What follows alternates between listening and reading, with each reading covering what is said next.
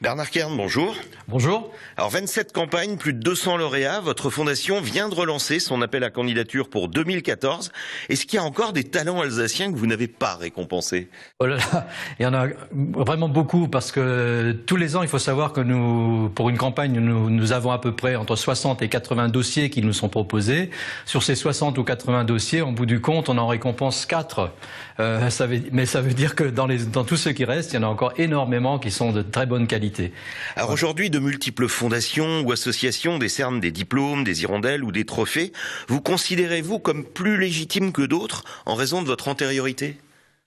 Effectivement, cela fait pratiquement 30 ans maintenant que nous existons sur l'Alsace. La vocation de Fondation Alsace, c'est de distinguer et de mettre en lumière les talents alsaciens. Alors on ne donne pas d'argent, on ne donne pas de chèque. Par contre, on aide à mettre les gens en relation, à leur donner un éclairage, une visibilité médiatique. Et cela fonctionne très bien et nous avons quelques beaux succès parmi nos anciens lauréats, oui, effectivement. Alors j'allais le dire, c'est votre étrange spécificité, ça, vous ne donnez pas de prix de valeur à vos lauréats. Il y a encore des gens qui ne recherchent que la reconnaissance et la médiatisation ?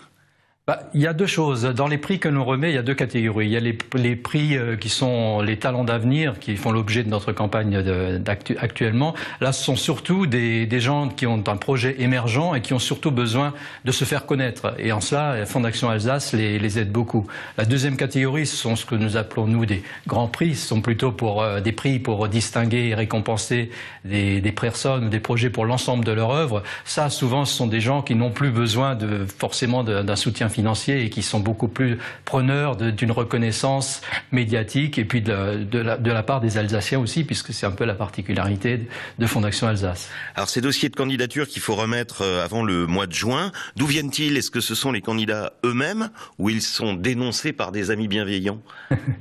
Non, chaque candidat dépose un dossier de candidature, il n'est pas très compliqué, il porte sur 4 pages, on peut mettre des annexes bien sûr, et c'est le candidat lui-même qui dépose son dossier. Il n'y a aucune difficulté pour le remplir et nous sommes d'ailleurs là à Fondation Alsace pour aider les candidats qui sont intéressés.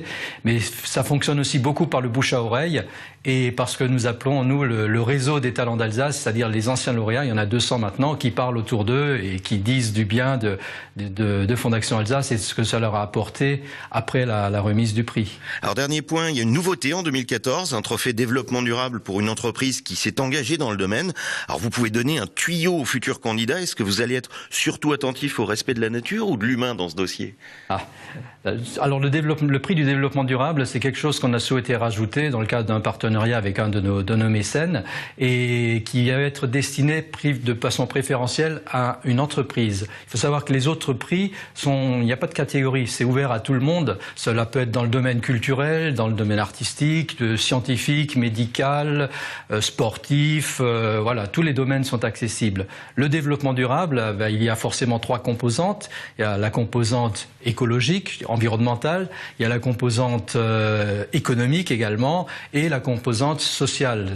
Voilà, puisque le développement durable, c'est tout ça. Et nous souhaitons mettre en valeur cette année, de préférence, une entreprise qui aurait fait une réalisation exemplaire en Alsace dans ces domaines du développement durable. Bernard Kern, merci. Voilà.